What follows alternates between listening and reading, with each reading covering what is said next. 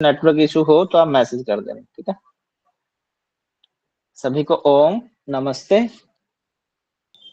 आज हमारी आयुर्वेद की ये छठी क्लास है और कल तक हमने जो पढ़ा था वो हमें बताएंगे। नीलम जी आप बता दीजिए कल हमने क्या पढ़ा था। यस सर, कल हमने धातु, सप्त उपधातु और उसके पोषक तत्व और उसका निर्माण कैसे होता है और मल के बारे में पढ़ा है सर। उसके बाद हम लोगों ने आमरस के बारे में पढ़ा कि आमरस क्या होता है। उसके बाद हमने देखा है त्रिदंडवत क्या होता है। उसके बाद पंचक के बारे में पढ़ा है। उसके बाद पंचकोश जो 5 प्रकार के होते हैं। उसके बाद हम लोग देखें कि आयुर्वेद के अनुसार सृष्टि क्रम कैसे होता है उसके बारे में पढ़ा है। उसके बाद हम लोग देखे हैं अष्ट चक्र के बारे में पढ़ा है। जो अष्ट चक्र है जो 8 प्रकार के होते हैं, उसके मंत्र, दल व अष्टांग योग के साथ इसका प्रभाव कैसे पड़ता है हमारे शरीर में, उसको पढ़ा है सर। उसके बाद आयुर्वेद के अनुसार हमने 3 द्रव पढ़े हैं सर। हो गया सर। बहुत बढ़िया नीलम जी, बहुत बढ़िया। Thank you sir. वेलकम जी। अल्फिया जी आप बता दीजिएगा आयुर्वेद के अनुसार सृष्टि का क्रम पढ़ा था हमने, क्या क्रम है। Yes sir. सृष्टि कहाँ से बनी है। सर सृष्टि ब्रह्मा से उत्पन्न हुई है। उत्पन्न हुई है, फिर ठीक है। उसके बाद ब्रह्मा से आकाश, आकाश से हम्म वायु, वायु से अग्नि, हम्म अग्नि से जल, हम्म जल से पृथ्वी, हम्म पृथ्वी से औषधियां, औषधियां से अन्न, अन्न से वीर, वीर से वीर्य, पुरुष। पुरुष, पुरुष से सर पुरुष से शरीर उत्पन्न हो गया, स्थूल शरीर। फिर अन्नमय कोश, ठीक। प्राणमय कोश, मनोमय कोश, आनंदमय कोश, विज्ञानमय कोश।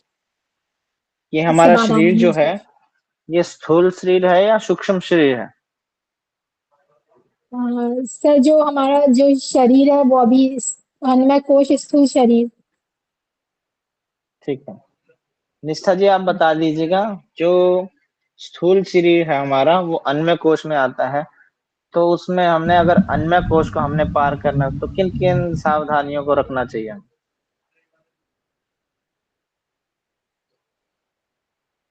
अन्नमय एक बार कोश को फिर से पार करने के लिए एक बार फिर से अन्नमय कोश क्वेश्चन को पार रिपीट। करने के लिए अन्नमय कोश को पार करने के लिए या अन्नमय से जो नेक्स्ट कोश है हमारा प्राणमय कोश हमने उसमें एंटर करना है, तो हमें क्या क्या अपनाना चाहिए। सर हमें अन्नमय कोश से एक तो उचित आहार विहार, सत्कर्म और औषधियाँ, मुद्रा व आसन के माध्यम से इसको सुदृढ़ और सुशील बना सकते हैं और इसके द्वारा प्राणमय कोश में जा सकते हैं। ठीक है। आप में से कितने बच्चे हैं जो नोट्स बनाते हैं, हैंड रेज करेंगे। नीलम जी, निष्ठा जी, पूजा जी, सौरभ जी, ज्योति जी, अल्फिया जी, बहुत बढ़िया जी। और कितने मेंबर हैं ईमानदारी से बताना, मैं चेक भी कर सकता हूँ कितने मेंबर है जो नोट्स नहीं बनाते हैं, बिल्कुल भी हाथ ही नहीं लगाया। उनमें से लावी जी हैं।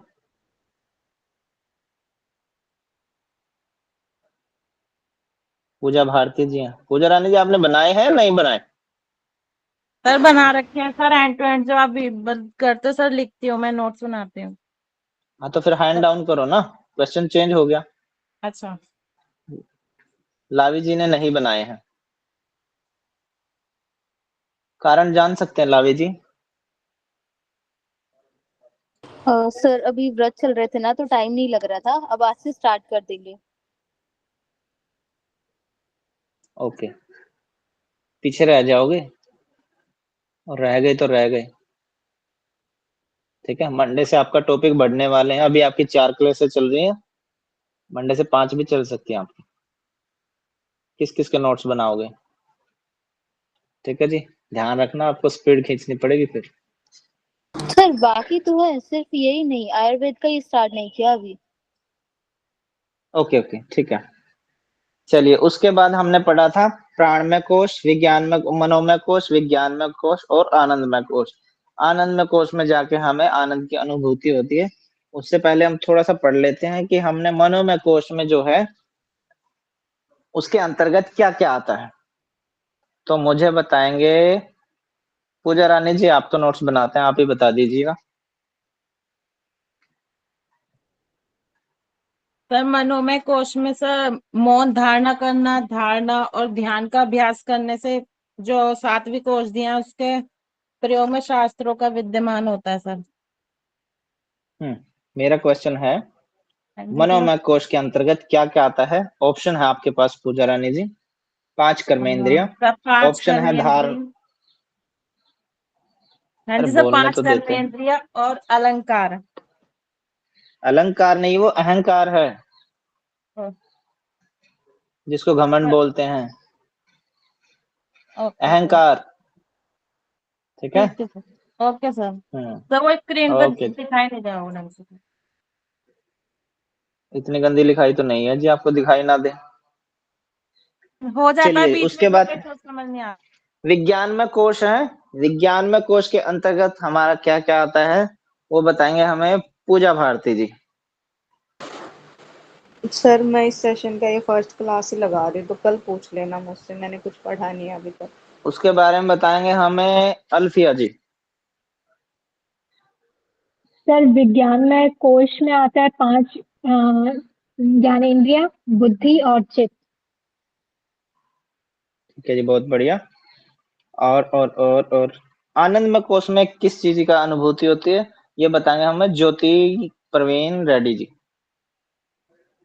आनंद भाई ये लास्ट क्वेश्चन है, मैंने लेक्चर नहीं अटेंड किया था 2 डेज से, बट आनंद भाई this is the last one. और वहां पर क्या बोलते हैं वहां पर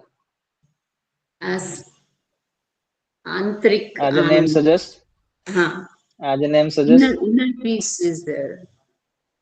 जी जी, आनंद में कोश है तो हमें किस चीज की अनुभूति होती है? आनंद, आनंद की, आनंद की। आनंद का दूसरा नाम क्या है जी? प्रसन्नता, हैप्पीनेस। प्रसन्नता। ठीक है। अपने बिहेवियर से बताइए इसको और क्या बोल सकते हैं हम योग की भाषा में, बगैर लेक्चर पढ़े ही? आनंद हमें चाहिए क्या? सुख, आई मीन सुखानुभूति होती है। ठीक है जी, इसको मोक्ष भी कह सकते हैं हम, कैवल्य भी कह सकते हैं। ठीक है, सारे इसी के नाम है। आत्म साक्षात्कार भी वो हो गया तो फिर हमें खुश आई। ठीक है। उसके बाद हमने अष्टचक्र पढ़ा था, नव द्वारा पढ़ा था। ठीक है। ये अयोध्या नगरी है जिसमें 8 चक्र हैं, 9 द्वार हैं। इसमें एक दे दीप्यमान सहस्र चक्र वाला एक ज्योति प्रज्वलित होती रहती है और उसको कोई योगी साधक है वही उसको प्राप्त कर सकता है। ये इसके बारे में हमने पढ़ा था, उसकी पंखुड़ियां पढ़ी थी, दल पढ़े थे, बीज मंत्र पढ़े थे, अष्टांग योग से उसका क्या महत्व है, स्थान पढ़े थे, उनके कौन सी ग्रंथियां उस पर काम करती हैं, उनसे कौन से रोग होते हैं और उनके कौन से सिस्टम है, यंत्र है, तंत्र। ठीक है। उसके बाद हमने पढ़ा था उनका संबंध किस किस से है, किसी का जठराग्नि से, सदा मूलाधार का जैसे हमने पढ़ा था वृत्तियों से है, वगैरह वगैरह। ठीक है। उसके बाद हमने पढ़ा था अष्टचक्र का और अष्टांग योग का हमारे जीवन पे क्या प्रभाव पड़ता है, अष्टांग योग के जरिए से पढ़ा था हमने। फिर पढ़ा था हमने आयुर्वेद के अनुसार द्रव्य क्या होते हैं। तो कौन बताएगा मुझे आयुर्वेद के अनुसार द्रव्य क्या होते हैं? ये मुझे बताएंगे। लावी जी आप ही बता दीजिएगा। सर क्वेश्चन क्या क्या रिपीट कर दीजिए एक बार। आयुर्वेद के अनुसार हमने द्रव्य पढ़ा, द्रव्य किसको बोलते हैं और कितने प्रकार के होते हैं?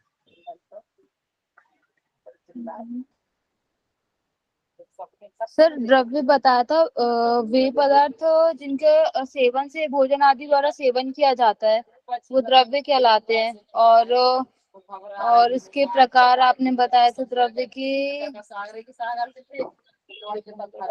सर एक मिनट।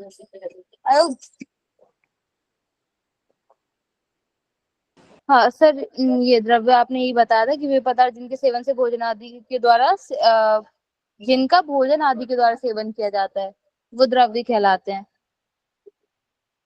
ठीक है जी, और इन्हें बहुत औषधि भी बढ़िया। बोलते हैं द्रव्यों को। ये आपके सामने स्क्रीन पे है, वे पदार्थ जिनका, ये सेवन को आप काट देना, ठीक है, ये गलती से लग गया मेरे से। वे पदार्थ जिनका भोजन आदि के द्वारा सेवन किया जाता है, या भोजन की फॉर्म में हम जो भी खाते हैं पीते हैं वो सारे के सारे द्रव्य कहलाते हैं। द्रव्य को औषधि भी कहते हैं, ठीक है। या औषधीय द्रव्यों के प्रकार लिख रखा ना, या औषधि को काट भी सकते हैं, द्रव्यों के प्रकार। तो ये 3 प्रकार के द्रव्य हों, ठीक है, कहलाते हैं। और रोग की अवस्था में रोग ठीक होगा या बढ़ेगा, यह निर्भर करता है कि आपने जो औषधि में लिया गया, या जो आपने जो द्रव्य लिया गया है, वो द्रव्य किस प्रकृति का है, ठीक है। उसकी प्रकृति वात की है, पित्त की है, या कफ को कम करने की या बढ़ाने की है। सपोज करिए हमें खांसी है, ठीक है, और किसी ने हमें कह दिया कि आप केले को है ना थोड़ा सा फ्राई करके खा लो। आप केले को किसी भी फॉर्म में खा लो, बॉडी के अंदर जाने के बाद आपको शीतलता प्रदान करेगा। अब क्या कफ में केला खाना ठीक है? क्योंकि ऑलरेडी कफ है ही, और कफ का गुण है कि शीतलता प्रदान करना। हमने जो औषधि लिया, जो द्रव्य लिया, वो भी हमें शीतलता ही प्रदान कर रहा है। तो क्या हमें कफ बढ़ेगा या कफ घटेगा हमारा? सर बढ़ेगा। बढ़ेगा ना। तो हाँ ये जी सर। डिपेंड करता है कि आपने जो औषधि ली है, जो द्रव्य लिया है, वो किस प्रकृति का है। उसके तासीर बोलते हैं, जैसे वो आपकी तासीर गर्म तासीर का है, ठंडी तासीर का है, ठीक है। और उनके द्रव्यों के प्रकार ये हैं, ठीक है सीमा जी, उनके प्रकार पढ़ लेते हैं हम। 3 प्रकार होते हैं इनके: पार्थिव द्रव्य, जांगम द्रव्य, उद्भिद द्रव्य, ठीक है। अब इनको पढ़ते हैं, ये होते क्या हैं। पार्थिव द्रव्य होते हैं जो द्रव्य या जो औषधियां पृथ्वी से अथवा पृथ्वी के भीतर पाए जाते हैं, पार्थिव द्रव्य कहलाते हैं। जैसे मिट्टी, चूना, रेत, ब्लैक सॉल्ट होता है जो लाहौरी नमक कहते हैं जिसको, ठीक है। पत्थर, नमक, क्षार पदार्थ, विभिन्न धातुएं जैसे सोना, चांदी, तांबा, लोहा आदि आदि जितने भी धातुएं हैं और जितने भी द्रव्य हैं, ये जो भी पृथ्वी के अंदर पाए जाते हैं, पृथ्वी पर पाए जाते हैं। वैसे तो सारी चीजें पशुओं पर पृथ्वी पर पाई जाती हैं, पर जो पृथ्वी के अंदर पाए जाते हैं, पृथ्वी पर फिक्स हैं, उनको पार्थिव द्रव्य बोलते हैं। जांगम द्रव्य वे होते हैं, इस श्रेणी में पशु जगत से प्राप्त विभिन्न औषधियां द्रव्य आते हैं। जैसे जो नॉनवेज खाने वाले हैं, ठीक है, वो मांस मिट्टी खा सेवन करते हैं। और उसके बाद रक्त आता है। जब प्रेगनेंसी के दौरान टेबलेट दी जाती है ना ब्लड को बढ़ाने के लिए, तो वहां पे ये ब्लड का यूज होता है, ठीक। और भी बहुत सारी कॉस्मेटिक के सामान में ये यूज होता है। और चमड़ा हो गया, इससे जैसे हमारी जैकेट बनती है, पर्स बनते हैं, बेल्ट बनती है, शूज बनते हैं, वगैरह वगैरह में यूज होता है। हड्डियां होगी, हड्डियों से बहुत तरह के आइटम बनते हैं, क्रॉकरी बनती है, टूथपेस्ट बनते हैं बहुत सारे, और भी बहुत सारी चीजें बनती हैं इसके पाउडर को फॉर्म में या किसी अलग अलग फॉर्म में। मांस हो गया, ये मांस जैसे खाने में आ जाता है, या और भी अलग इसके प्रकार होते हैं, ये अलग तरह से यूज होता है। दूध हो गया, केस हो गया आर्टिफिशियल के लिए, नाखून हो गए उनके, सींग हो गए, दांत हो गए उनके, खुर हो गए जो पैरों के नेल्स कह लीजिए आप, पंख हो गए, पंख से शडल्स बनती है। और जैसे डक फैदर की जैकेट आती है, अलग अलग फैदर की होती हैं जैकेट आती हैं, और भी बहुत सारे आइटम आते हैं, आदि आदि हैं ये जांगम द्रव्य के अंदर। जैसे पश्मीना की शॉल आती है, ठीक है। ये जितना भी पशु श्रेणी से जो हमें प्राप्त होता है, जो भी, वो सब जांगम द्रव्य में आएगा। उद्भिद द्रव्य वो होता है, इस श्रेणी में पेड़ पौधे आ जाते हैं, वह उनसे प्राप्त होने वाले द्रव्य, जैसे वनस्पतियां, हमारी दालें आ गई, हमारा अनाज आ गया, ठीक है, जड़ी बूटियां, फल आ गए, फूल आ गए, उनकी जड़ें आ गई। बहुत सारी औषधियां ऐसी होती हैं जिनकी सिर्फ जड़ें ही काम की होती हैं। पत्ते, बीज होते हैं उनके, कंद हो गई, शाखाएं हो गई, पेड़ की छाल होगी, जैसे अर्जुन की छाल होती है, और बबूल की छाल होती है, नीम की छाल होती है, इनके अलग अलग यूज होते हैं। तो इन पेड़ पौधों से जो भी हमें प्राप्त होता है, ये उद्भिद द्रव्य में आ जाता है। तीनों तरह के द्रव्यों को 5 भागों में बांटा गया है, ठीक है। पार्थिव द्रव्य, जिसमें पृथ्वी तत्व की प्रधानता रहती, यहाँ से फिर आपको पता चलेगा कि आपको कौन सा सेवन करना चाहिए, किस उसकी क्या है उसकी प्रकृति, ठीक है। अब जैसे पृथ्वी तत्व उसकी प्रधानता है, तो हमने पढ़ा था वात जो है वो आकाश और वायु के मिलन से बना है, ठीक है। तो अगर किसी को आकाशीय द्रव्य है, जितने भी आकाश तत्वों की प्रधानता रहती है जिनमें, अगर उसका सेवन करेंगे तो हमारे अंदर वायु का प्रधानता बढ़ेगी, वायु तत्व की। तो यहाँ से पता चलता है कि हमने किस द्रव्य का सेवन करना चाहिए। पार्थिव द्रव्य जिसमें पृथ्वी तत्व की प्रधानता रहती है, आप पे या जलीय या जल ऐसे नाम दिए जाते हैं, उसमें जल तत्व की प्रधानता होती है। वायव्य द्रव्य जिसमें वायु तत्व की प्रधानता होती है, और तेजस द्रव्य या अग्नेय द्रव्य जिसमें अग्नि तत्व की प्रधानता होती है। आकाशीय द्रव्य जिसमें आकाश तत्व की प्रधानता होती है। उसके बाद आते हैं रस। हमने षड रस पढ़ा था, अब रस को पढ़ते हैं। रस होते क्या है? टेस्ट बोलते हैं इसको इंग्लिश में। लिए गए आहार का जिह्वा के द्वारा स्वाद का पता लगाना ही रस कहलाता है। रस सामान्यतः 6 प्रकार के होते हैं: मधुर, अम्ल, लवण, कटु, तिक्त, कषाय। मधुर, अम्ल, लवण, कटु, तिक्त, कषाय। इसको सीक्वेंस में ही याद करना है आपने।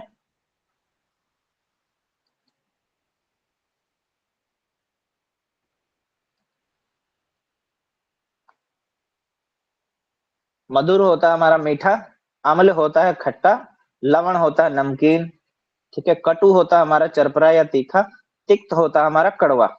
आयुर्वेद में इन दोनों का, तिक्त का और कटु का, मीनिंग चेंज हो जाता है। अदरवाइज आपको कटु हर जगह कड़वा ही मिलेगा, तिक्त हमेशा तीखा ही मिलेगा। आयुर्वेद में आने के बाद इसको कटु को चरपरा बोलते हैं और तिक्त को कड़वा बोलते हैं। कषाय होता है हमारा कषैला। मधुर रस में सबसे अधिक बल होता है। मधुर रस से कम जो बल होता है वो होता है हमारा, मधुर से कम बल अम्ल में होता है। अम्ल से कम बल जो होता है वो लवण में होता है। लवण से कम बल होता है हमारा कटु में। कटु से कम तिक्त में। तिक्त से कम कषाय में। सबसे कम बल होता है कषाय में, ठीक है। ये सामान्यतः है, बट कुछ द्रव्य ऐसे हैं, कुछ औषधियां ऐसे हैं जिनमें तीनों गुण को समान रखने की क्षमता होती है। जैसे हम त्रिफला लेते हैं, जिसको त्रिफला बोलते हैं।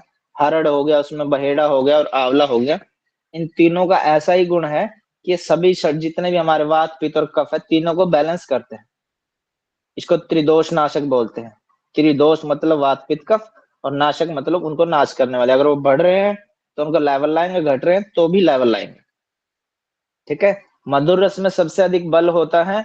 और हमने पढ़ा था जब कफ पढ़ रहे थे, तो मीठा खाने से, खट्टा खाने से और लवण खाने से हमारे अंदर कफ बढ़ता है। और हमने कफ में यह भी पढ़ा था कि 20 प्रकार के रोग होते हैं। और कफ में हमने यह भी पढ़ा था कि बजाय पित्त के, बजाय वात के, कफ वाला व्यक्ति ज्यादा ओजस्वी, तेजस्वी, बलवान, प्रज्ञावान, क्षमावान होता है, ठीक है। तो ये बल सबसे अधिक होता है, इसीलिए वो ज्यादा बलवान होते हैं। उनकी रोग प्रतिरोध क्षमता जो है वो अधिक होती है, बजाय पित्त के, बजाय कफ वात के। यहाँ तक क्लियर है? कोई डाउट किसी बच्चे का? नहीं सर। Yes, no? नहीं सर। नहीं समझ सर। में आ रहा है ना आप सभी को? जी यस सर। सर। ठीक है जी। फिर पढ़ते हैं हम पंच महाभूत का और रस का आपस में क्या संबंध है। मधुर जो होता है उसमें पृथ्वी और जल की प्रधानता रहती है। अम्ल जो है उसमें पृथ्वी और अग्नि की प्रधानता रहती है, ठीक है। अम्ल खट्टा से होता है, और खट्टे को आप ये बढ़िए कि खट्टे मतलब पित्त है, और पित्त में अग्नि होती ही है। लवण हो गया, इसमें जल और अग्नि होती है। कटु हो गया, इसमें वात और अग्नि हो गए। तिक्त हो गया, इसमें वात और आकाश होगा। कषाय में वात और पृथ्वी होगी, ठीक है।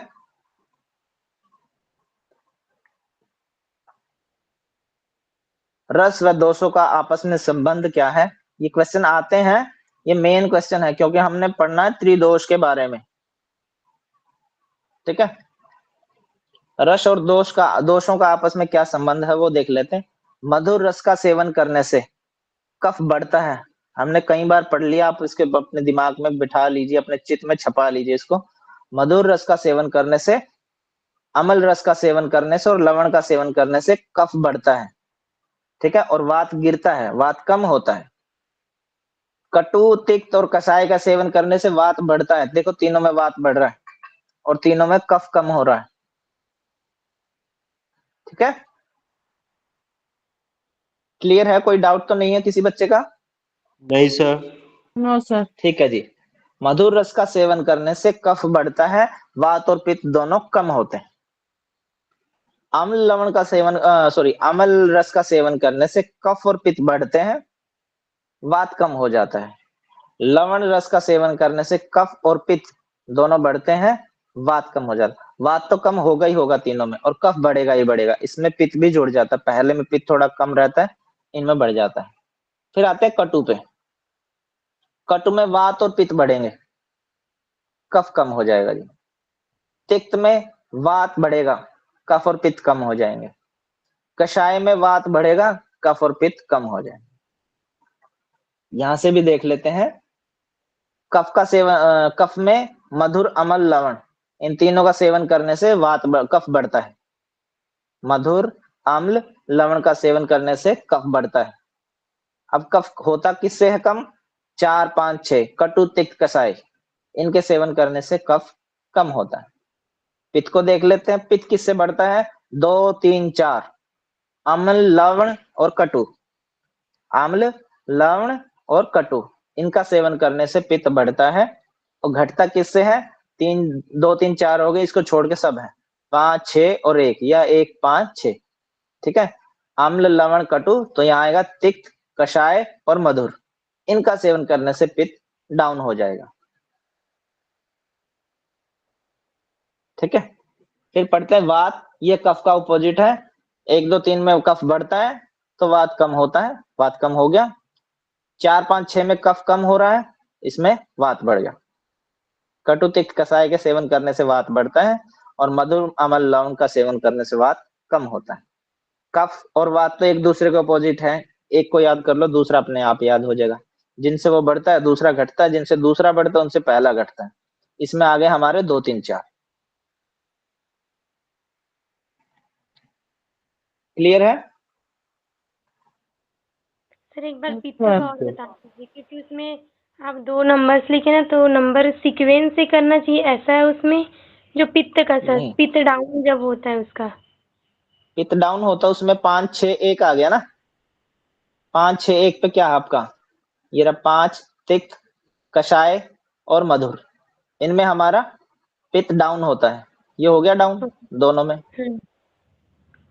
सर और उसमें और करके और नंबर जो डाले तो इसलिए पूछ रही वो थी 1, कि 5, 6 है।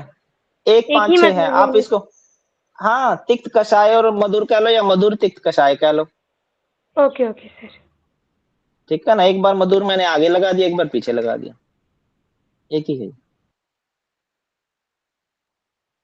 देखिए 1, 2, 3 से कफ बढ़ता है, इसको छोड़ के जो भी है उससे कफ कम होता है। ठीक है, अब 1, 2 दिन से कफ बढ़ता है तो सामान्य सी बात है वात कम होना ही होना है। ये आ गया, ये वात डाउन हो गया। 1, 2, 3 से कफ बढ़ गया तो वात कम हो गया। अगर कफ को कम करेंगे तो वात बढ़ जाएगा। 4, 5, 6 से कफ डाउन हो गया तो वात बढ़ गया। ठीक है, इसमें कोई झंझट नहीं है। रह गया पित्त। पित्त हमारा 2, 3, 4 से बढ़ेगा, इसके अलावा जो भी रह गया उससे पित्त डाउन होगा। 2, 3, 4 के अलावा रह गया 5, 6, 1 कह लो, 1, 5, 6 कह लो। ठीक है, कटु तिक्त तिक्त कषाय मधुर कह लो, या मधुर तिक्त कषाय कह लो।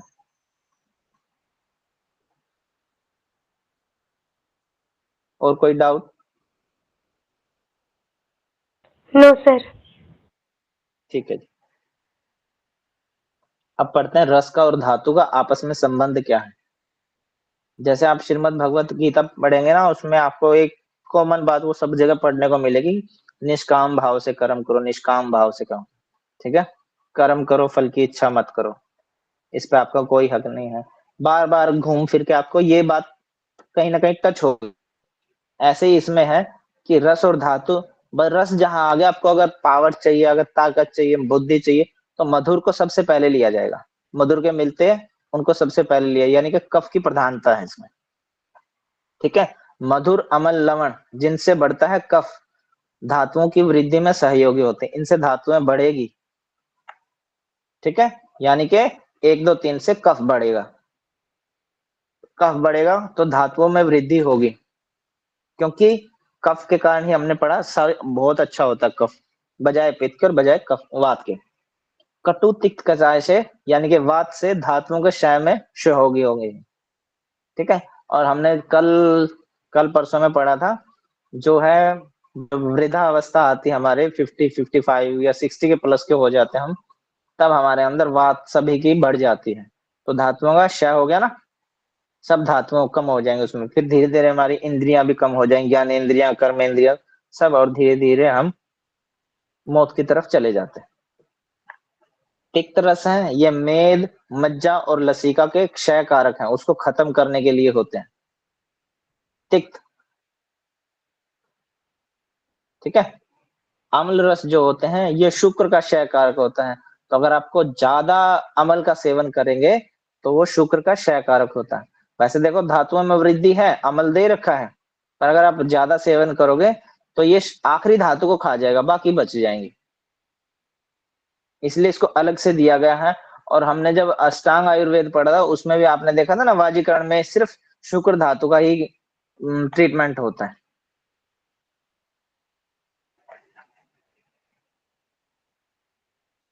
धातु बढ़ती किससे है? 1, 2, 3 से, जिनसे कफ बढ़ता है उनसे धातु बढ़ती है।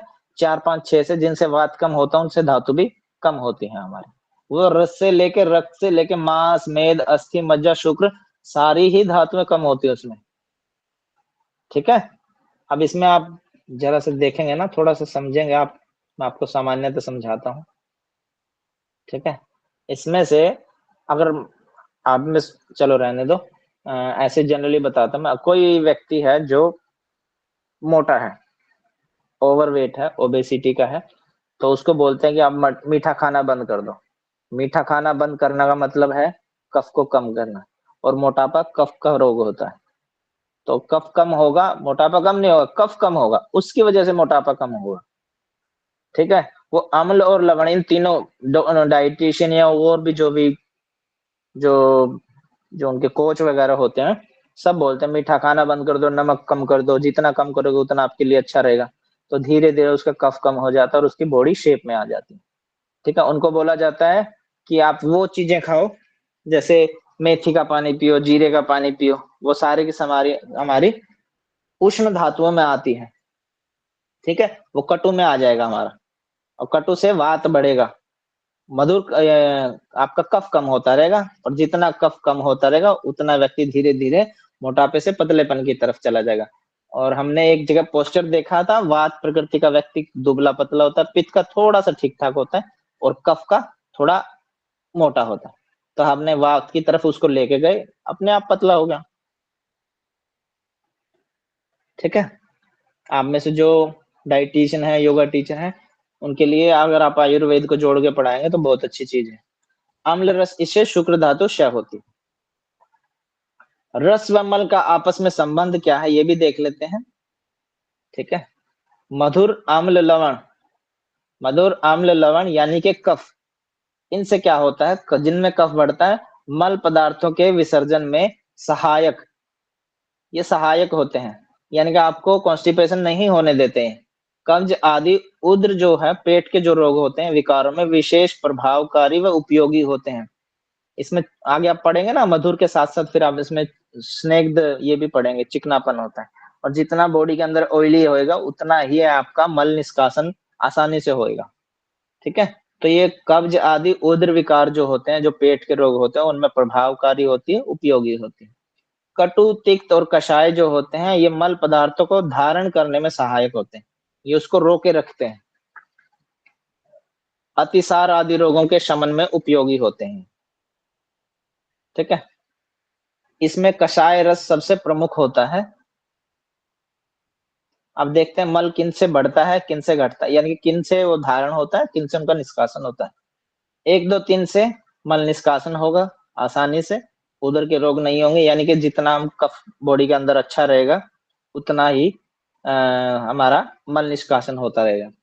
मल का जो अगर रुकावट आ गई, वो आ गई 4, 5, 6 की वजह से, तो आपको नोट करना पड़ेगा इनमें से कटु, तिक्त और कषाय में से किस चीज का ज्यादा सेवन हो रहा है। ठीक है, थोड़ा और आगे पढ़ेंगे तब आपको समझ में आ जाएगा कि हम तो सेवन मीठे का कर रहे हैं, पर अंदर जाके उसकी प्रकृति चेंज हो रही है। जैसे उसमें चाय होती है, वो भी एक ऐसा ही कारण है, अंदर जाके वो एसिड को बनाती है, यानी कि वो एसिडिटी पित्त को बढ़ा देती है। ठीक है? तो वो नुकसान कर देती हैं फिर। जबकि आप कहेंगे कि हमने तो मीठा लिया था, मधुर रस का सेवन किया था। रसों के विभाग, यहाँ आपको समझ में आएगा थोड़ा-सा। आयुर्वेद की दृष्टि से, पाचन की दृष्टि से, आयुर्वेद की दृष्टि से या पाचन की दृष्टि से इन 6 रसों को 2 भागों में बाँटा गया है। एक रस होता है विदाही, एक होता है अविदाही। विदाही रस वो होते हैं जो रस पाचन के समय उदर में विदाह या जलन उत्पन्न करते हैं, वे विदाही कहलाते हैं। जैसे मैंने चाय का ऑप्शन अभी आपको दिया ना, तो वो यही काम करती है, वो विदाही रस में आ जाएंगे आप। अविदाही रस वो होते हैं जो रस पाचन के समय में उदर में विदाह उत्पन्न नहीं करते या जलन उत्पन्न नहीं करते, वे अविदाही रस कहलाते हैं। विदाही रस होते हैं हमारे 2, 3, 4। इसमें मीठा नहीं आएगा आपका, 2, 3, 4 आ जाएंगे। ठीक है? खट्टा आएगा और अम्ल, लवण और कटु ये आ जाएंगे। अविदाही रस में हमारे वही आगे 1, 5, 6 ये पित्त वाली आगे पोजीशन यूं की यूं। 2, 3, 4 से पित्त बढ़ रहा था, 1, 5, 6 से या 5, 6, 1 से हमारा पित्त डाउन हो रहा था। ठीक है? क्लियर है?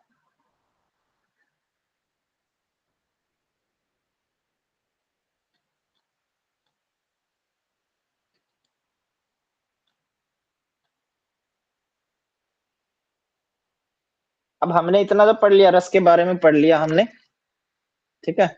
उसके बाद हम देखते हैं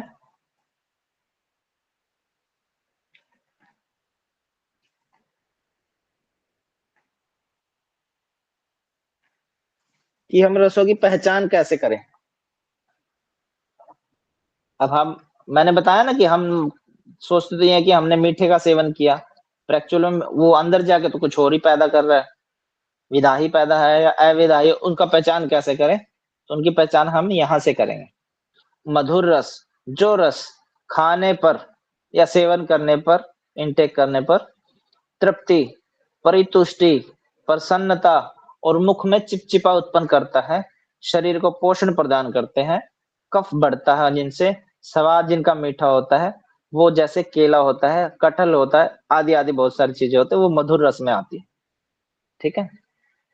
उसके बाद पढ़ते हैं हम अम्ल रस, जिस रस का सेवन करने से मुख से स्राव होता है, अपने आप मुंह में पानी आता है। जैसे आप अगर अचार होता है, अचार मान लो आपने सोच भी लिया तो तुरंत मुंह में पानी आ जाता है।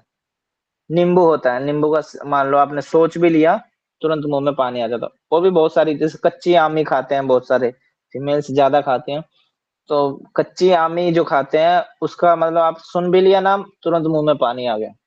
तो मुख से जो स्राव होता है, जो रोमांच और दंत हर्ष करता है, एक लेयर सी फिर जाती है दांत पे। अगर आप जीभ को घुमाएंगे तो एकदम प्लेन से फील होंगे आपको दांत। ठीक है? दंत हर्ष करता है और आंखों एवं भौहों को संकुचित करता है। जैसे आपने कहीं कहीं कहीं इंस्टाग्राम पे या कहीं और रील्स देखी हो, तो छोटे बच्चों को नींबू देते हो, एकदम से मुंह को झटपटाता सा है, सिकोड़ लेता है फेस को एकदम से। आंखों एवं भ्रुओं को संकुचित करता है, जैसे उसमें इमली हो गया, हमारा नींबू हो गया, बहुत ज्यादा खट्टी दही हो गया, इनको अम्ल रस में काउंट करेंगे हम। ये पहचान है कि आपने कौन सा रस लिया। ठीक है? उसके बाद आता है लवण रस, जो रस सेवन करने पर मुख से लार टपकती है, उसके मुख के, इसमें कहा गया, मुख से स्राव होता है। ठीक है? मुख के अंदर ही रहेगा, पर इसमें लार टपकती है, गले और कपोल में जलन पैदा करता है। ठीक है? जो हमारा जो जो जो जहां से जीभ का जो ओरिजिन है ना, टंग का हमारा, वहां पे आपको जलन पैदा करता है, उसको हम नमकीन में या लवण रस में कहेंगे। जैसे नमक हो गया, और नमक से मिलती जुलती चीजें वो आप देख लेंगे। अब कटु देखते हैं, किसको बोलते हैं? चरपरा। कटु रस का सेवन करने पर मुख में सुई सी चुभने लगती है, बहुत ज्यादा स्पाइसी जब होता है तो जीभ के अंदर ऐसा होगा जैसे छेद से हो गए। जीभ के अग्रभाग व कपोलों को जलाता है, आंख, नाक व मुख से स्राव कराता है। जैसे बहुत ज्यादा स्पाइसी खाने पर कुछ लोगों को नोजी आ जाती है। ठीक है? तो आंख से भी पानी आ जाता है, नाक से और मुख से स्राव तो होता ही है। जैसे लहसुन हो गया, हींग हो गया, अदरक हो गया, पीपली हो गया, आदि होते हैं। इसमें मिर्ची भी आ गई और बहुत सारे आगे से। तिक्त रस कौन सा होता है? इस रस का सेवन करने पर मुख से लिसलिसेपन को हटाता है। इस रस का सेवन करने पर मुख से लिसेपन को हटाता है और जीभ को जड़ बनाता है। जो कड़वा रस होता है वो जीभ को है ना टाइट सी बना देता है। ठीक है। और मुख में लिसलिसेपन को कैसे समझेंगे आप? कोई बता सकता है लिसलिसेपन को कैसे समझेंगे?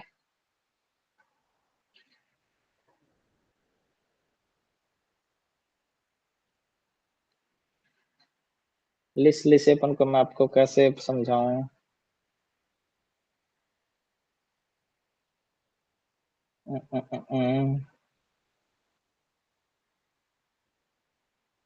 लिसलिसेपन बोलते हैं जिससे स्लाइवा सा होता है। जैसे अरवी की सब्जी होती है ना, उसमें चिपचिपापन होता है। भिंडी की सब्जी होती है, उसमें भी, कटहल में भी होता है ये वैसे तो। लिसलिसेपन जो लार सी हो जाती है या काटते हैं जब उसको, तो ये मुख से जो है ना अंदर जो हमारा सलाइवा होता है उसको हटा देता है जब कड़वा एंटर करता है। तो जब तिक्त रस हमारे मुख के अंदर एंटर करता है और जीभ को स्ट्रोंग कर देता है, जैसे नीम हो गया, जैसे करेला हो गया। ठीक है, अब क्लियर है आपका? Yes sir. सर स्क्रीन थोड़ी सी बड़ी नहीं हो सकती सर, थोड़ी और? हो जाएगी जी, बड़ी को तो कितनी बड़ी कर लो इसको। लो, ओके सर, आप देखिए। तिक्त रस जो होता है कड़वा होता है। इस रस के सेवन करने पर मुख से लिसलिसेपन को हटाता है। ये मुख में जो हमारे स्लाइवा होता है ना, लार, उसको खत्म कर देता है। या तो हम अंदर निकल जाते हैं या फिर हम स्पिट करना पड़ता है। और जीभ को जड़ बना देता है, यानी कि उसको टाइट बना देता है, बहुत ज्यादा स्ट्रांग बना देता है। जैसे नीम होता है, जैसे करेला होता है, और आदि आदि जो भी हम कड़वे रस का सेवन करते हैं। ठीक है। कषाय रस वो होते हैं, यह रस जीभ को जड़ तो बनाता ही है कड़वे की तरह, और कंठ एवं स्रोतों को अवरुद्ध कराता है। ये उसको बंद कर देता है। ठीक है। अगर आप ज्यादा आंवला खाएंगे ना, तो आपको आपका गला चोक हो जाएगा, गला बंद हो जाता है, आवाज में बदलाव आ जाएगा। कंठ हो गया, इन स्रोतों को अवरुद्ध कराता है, उनमें अवरोध पैदा कर देता है। आपको आवाज भारी हो जाएगी या रुक रुक के आएगी, मतलब प्रॉपर वर्ड नहीं बोल पाएंगे। जैसे हर्ड होती है, बहेड़ा होता है, आंवला होता है, जामुन होती है, गिलोय होती है, ये कषाय रस होते हैं हमारे सारे के सारे। ठीक है। आप किसी में कोई अगर रूरल एरिया से हो, जामुन जब ज्यादा खाते हैं तो अंदर की दीवारें जो मुंह की है, गाल के अंदर की दीवारें जो, आपको ऐसा लगे ये कट चुकी हैं। जीभ में भी ऐसा फील होता है और सच में भारी भारी सी आवाज हो जाती है, क्योंकि जामुन सर, और हम कुछ ज्यादा, देर तक के ना स्वाद भी नहीं आता, मतलब कुछ भी चीज खाओ वो हाँ, टेस्टलेस क्योंकि वो उसकी लगती है। खुद की लेयर होगी ना। कषैला जो रस है, कषैलेपन की लेयर फिर जाती है हमारे मुंह पे। तो आप उसके बाद पानी पिएंगे तो आपको जामुन का टेस्ट ना पानी का टेस्ट है, आपको कुछ और ही टेस्ट आएगा। ये होगी 6 रस, इनकी पहचान होगी आपको। अब देखते हैं द्रव्य में पाए जाने वाले गुण। द्रव्यों में मुख्यतः 20 गुण होते हैं। वैसे हमने पढ़ा कितने गुण होते हैं, पीछे पढ़ा था हमने,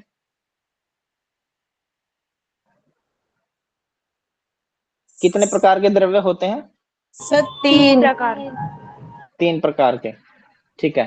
द्रव्य मुख्यतः 20 गुण होते हैं जो 10-10 के जोड़ों में होते हैं, और यही जोड़े एक दूसरे के विरोधी होते हैं, क्योंकि इनमें प्रत्येक का एक विरोधी गुण भी होता है।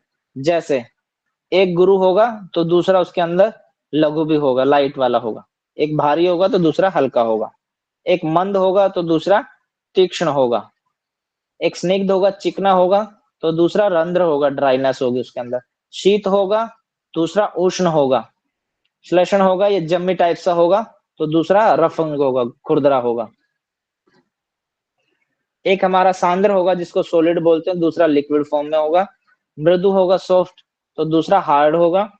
सूक्ष्म होगा तो दूसरा बल्कि बल्कि सा होगा या बरली होगा, स्थूल बोलते हैं जिसको। एक स्थिर होगा तो दूसरा चल होगा। विशद होगा तो दूसरा अचल होगा, चिपचिपापन, पिछला बोलते हैं जिसको। ये विशद हो गया हमारा चिपचिपापन बोलते हैं जिसको, और ये होगा पिच्छल या चिपचिपा बोलते हैं जिसको। ठीक है, ये गुण होते हैं, इनमें अलग अलग गुण होते हैं सबके। तो इसमें देखो हमने मधुर, अम्ल, लवण, कटु, तिक्त, कषाय जो पढ़ा था, 6 रस होते हैं। उनके अलावा ये भी उनके अंदर गुण होते हैं, जैसे चिकनापन भी होता है उसके अंदर, हैवी भी होता है, ठंडा भी होता है, ठोस भी होता है, कोमल भी होता है। ठीक है, ये खुरदरा, तीक्ष्ण, ये भी सब होते हैं। हालांकि ये है उन्हीं के गुण। आपने वात पढ़ा था, वात में ये गुण थे। जी ये सर। सब गुण द्रव्यों में भौतिक दृष्टि से नहीं अपितु औषधीय दृष्टि से पाए जाते हैं। जो पदार्थ देर से पचते हैं वे गुरु होते हैं, और जो शीघ्र पचते हैं वह लघु होते हैं। गुरु मतलब भारी होता है, जिसको हैवी डाइट बोल देते हैं, और शीघ्र पचने वाले होते हैं जो हल्के फुल्के, जैसे दलिया, खिचड़ी हो गया, और जो फ्रूट्स हो गए, सैलेड हो गया हमारा, और स्प्राउट्स हो गए, सूप हो गए, जो हल्का भोजन होता है। ठीक है, द्रव्यों के ये गुण उनमें विद्यमान प्रमुखतः महाभूतों के आधार पर पाए जाते हैं। जैसे जिस द्रव्य में पृथ्वी तत्व की प्रधानता होती है वो गुरु गुण होते हैं। जैसे जिस द्रव्य में आकाश तत्व की प्रधानता होती है वो लघु होते हैं। फिर पढ़ते हमने पढ़ा था ना सृष्टि क्रम में कि अन्न आया, अन्न से वीर्य आया, वीर्य से पुरुष हुआ। तो यहाँ वीर्य का मतलब अलग है। औषधि में जो रोग के उपचार में मुख्य रूप से सहायक होते हैं उसे वीर्य या उसकी शक्ति या उसको ऊर्जा कहते हैं। औषधि में जो भी हमने औषधि किसी को भी ट्रीट करने के लिए दी जाती, किसी पेशेंट को जो औषधि दी है, जो रोग के उपचार में मुख्य रूप से सहायक है वह वीर्य, शक्ति, ऊर्जा कहलाता है। वीर्य के आधार पर औषधीय द्रव्यों को 2 भागों में विभाजित किया गया है। ठीक है, एक उष्ण वीर्य होता है, एक शीत वीर्य होता है।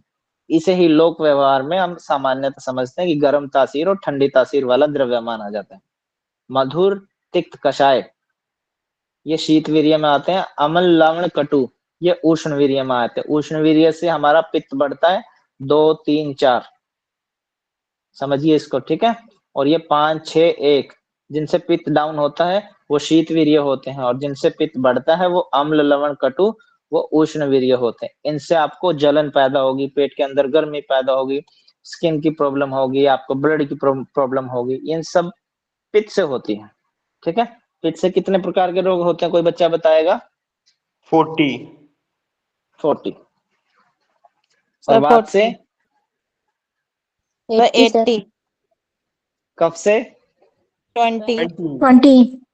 ठीक है, कुछ विद्वानों के मतानुसार शीत और उष्ण वीर्य के अलावा अन्य 6 वीर्य भी होते हैं, जैसे स्निग्ध, चिकनापन, ठीक है, गुरु, रुक्ष, लघु, मंद, तीक्ष्ण। इस प्रकार शीत और उष्ण को मिलाकर इनकी संख्या 8 माने जाते हैं। वैसे तो ये 3 है ही, 3 के हम ये आगे पेयर में शीत वीर्य, उष्ण वीर्य, इनके अलावा इसके अंदर ये भी गुण माने जाते हैं, ऐसा कुछ विद्वानों का कहना है। वीर्य ये विपाक और पढ़ लेते हैं, उसके बाद आगे का बाद में पढ़ेंगे, फिर हम चैंटिंग करते हैं। बस एक ये विपाक और पढ़ लेते हैं। विपाक क्या होता है? विपाक बोलते हैं टेस्ट आफ्टर टेस्ट। हमने खाया कुछ, लेकिन 5 मिनट बाद उसका टेस्ट हमें कुछ और ही आ रहा है।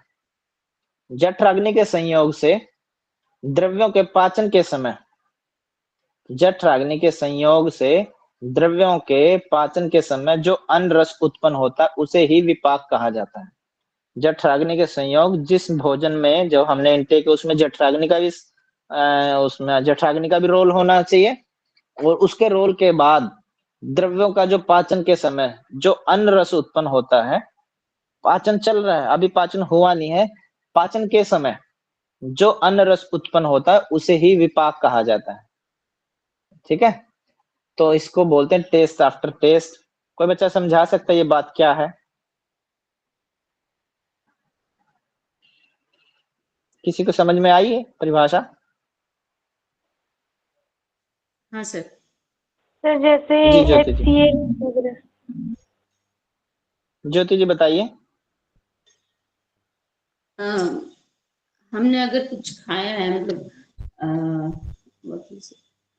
खाने के बाद टेस्ट चेंज होना, या फिर जब स्टमक में फूड जाता है तो उसका ब्रेकडाउन होके वो कन्वर्ट होना। जैसे हमने राइस खाया तो उसका कन्वर्जन कार्बोहाइड्रेट में, और एनर्जी गिविंग प्रोडक्ट्स में होता है, उस टाइप में। लाइक राइस खाते हैं तो वो कार्बोहाइड्रेट में होता है, आई मीन दाल वगैरह तो वो प्रोटीन कंटेंट में चेंज होता है। नहीं, नहीं, ये कुछ और कहना चाह रहे हैं। अच्छा, इसका कहने का नहीं, मतलब है कि हम जिस भी हाँ।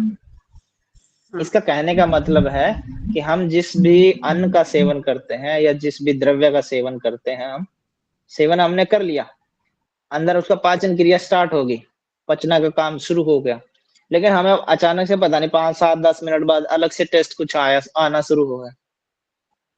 जैसे मैं आपको बताता हूँ, आप में से कितने बच्चे ऐसे हैं जिसने कभी आंवला खाया हो? हैंड रेज करेंगे। हाँ, आंवला खाने के बाद पानी पीते हैं तो मीठा आता है। मीठा होता है, ठीक है। हाँ। किसी ने ज्यादा मीठा खाया हो, उसके बाद टेस्ट कैसा होता है, कोई बच्चा बताएगा? फीका। फीका। उसके बाद अरे सर फीका तो मीठा जब होगा जब आप कुछ चीज खाएंगे। आपने कुछ नहीं खाना है, मीठा खा लिया, उसके 5-7 मिनट बाद आपके अंदर, मुंह के अंदर जो सलाइवा वो मीठा मीठा सा है, वो सलाइवा किस में चेंज होता है, फिर आपको कैसा टेस्ट आता है, कोई बच्चा बताएगा? एसिड टाइप का सर, एसिड। एसिड का टेस्ट थोड़ी हो, तो वो तो अंदर हो गया, अंदर है इच्छा जगती है कि ठंडा खाएं फिर, ठीक हो, तो एसिड बढ़ने पे होते हैं। जब आप चाय पीने वाले हाजिरी लगाएं अपनी। हाँ, निष्ठा जी पूछे, जब चाय पीते हैं, चाय पीने के 5-7 मिनट बाद अगर आपने कुछ नहीं किया, कोई कुल्ला ब्रश कुछ नहीं किया, मुंह कड़वा हो जाता है। किसी ने लड्डू वगैरह खाया, उसके 5-7 मिनट बाद आप फील करेंगे आप में मुंह में कड़वापन हो जाता है। आपने फील किया ऐसा? नहीं सर। चलो नो जी, सर। फील करना, ठीक है। जी सर, जी सर। नीम की दातुन करने के बाद आप देखेंगे, नीम के पत्ते खाना शुरू में आपको बहुत कड़वे लगे, बाद में धीरे धीरे आपके पत्ते फिनिश हो गए। 10 मिनट का डिस्टेंस था आपका घर से नीम तक का, घर पहुंचने पे आपको फील होगा कि मीठा मीठा सा मुंह में स्वाद आ गया, अचानक जी से वो सर, ये स्वाद पता होता नहीं है। कहाँ। ये होता है, तो लड्डू जी का भी सर। होता है, वो टेस्ट करना, तो ठीक है। लड्डू का नहीं पता। वही कहाँ बोला? सर जैसे कई बार मीठा खा के सो जाओ ना और सुबह उठो तो मुंह में कड़वा कड़वा सा रहता है। तो मैं भी यही कर, मैंने चाय का नाम ले दिया, लड्डू का नाम ले दिया, है तो दोनों मीठे, ठीक है। मीठा खाने के बाद उसका चेंज होता है रस। अच्छा, वो रस चेंज कैसे होते हैं, मतलब किन किन फॉर्म में चेंज होते हैं, वो यहाँ पे बताया गया है।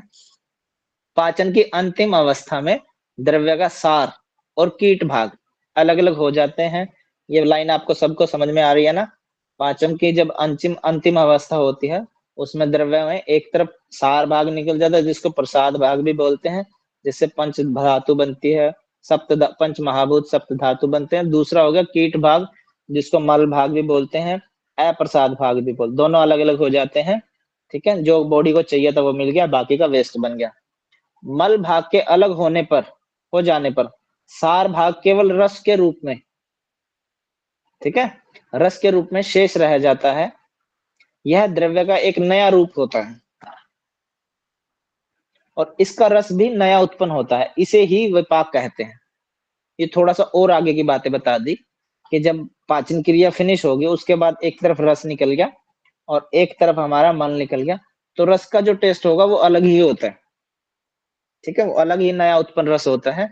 जैसे हम जैसा भी खाना खाते हैं, वैसे अगर किसी को बदहजमी हो तो जैसा फूड हमने खाया वैसे ही बब्स आने लग जाते, मतलब बब्स में स्मेल सी आने लग जाती कि हाँ हमने, अरे मैं तो रात छोले खाए थे, अब तक डकार आ रही छोले की, वो फील स्मेल सी आ रही है।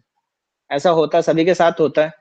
अगर रात को ओवर ईटिंग कर लिया या दिन में भी कर लो, नई जो चीज पच रही है आपको, अगर उसका सेवन करेंगे तो बाद में जब भी, जैसे कोल्ड ड्रिंक पीते तो उसके बब्स जब आती तो कोल्ड ड्रिंक की वैसे फील आता है कि हाँ कोल्ड ड्रिंक ही पी थी, होता है ना ऐसा? पर यस क्योंकि सर। जब कोल्ड ड्रिंक पीते हैं तो सर कोल्ड ड्रिंक की जी बार सर, बार जी सर। मतलब डकार टाइप आती है। उस डकार में आपको ये फील होता है ना कि आपने हाँ ये चीज का सेवन किया है, ये चीज पी रखी है आपने। हाँ जी सर। कोई जी आपको सर। आंख बंद करके पिला दे और आप पीने के बाद आपको अब पता, जब बब्स आएगी तो आप बता सकते हैं ना, अगर आपने पेप्सी पी थी, मिरिंडा पी थी, लिम्का पी थी, क्या पिया था, वो आप बब्स से फील कर सकते हो। Yes sir. हाँ, ये वही बताया गया। विपाक के भेद होते हैं, यानी कि हम मीठा खाते हैं तो किन किन तरह का मतलब बाद में टेस्ट आता है, या कड़वा खाएंगे तो किस तरह का टेस्ट आता है। रस के आधार पर विपाक के 3 भेद बताए गए, जो इस प्रकार है। या तो मीठा बनेगा, हमने कुछ चीज ऐसी खाई है उसके बाद का जो टेस्ट बनेगा तो मीठा बने, जैसे नीम का बताया था मैंने आपको, जैसे आंवले के बाद अगर पानी पियोगे तो पानी मीठा लगेगा आपको, ठीक है। या फिर खट्टा बनेगा, या फिर कटु, ठीक है। बस आज इतना ही पढ़ते हैं, ये टॉपिक अलग है, तो ये बहुत बड़ा टॉपिक है, इसको हम छेड़ेंगे नहीं, इसको फिर ही पढ़ेंगे। अभी 3:41 हो गए, आपके पास 9 मिनट है, 9 मिनट का रेस्ट कर लीजिएगा आप, ठीक है। जिसको भी वॉशरूम वगैरह जाना, पानी पीना, आप वो करके आइए, और उसके बाद हम चैंटिंग की क्लास स्टार्ट करते हैं।